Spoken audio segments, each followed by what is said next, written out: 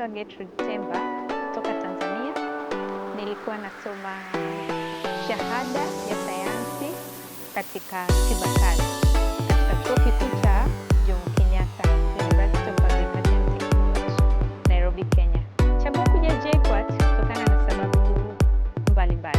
Ya kwanza ikiwa ni upatikanaji wa programu hii ya shahada ya sayansi katika tiba kazi, lakini pia ya rasilimali ya elimu. Ya tatu ni kwa ajili ya utofauti, kupata mwendelezo wa elimu wenzetu wanasoma. Lakini ya mwisho ni kuchangamana, kujua vile nchi yetu. Awali ya yote, napenda kumshukuru Mwenyezi Mungu wa rehema na baraka kwa ajili ya siku ya leo.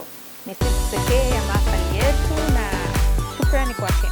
Lakini pia sitaishia pale kusema ushindi huu ni wa kipekee na kwa ajili yangu mimi mwenyewe.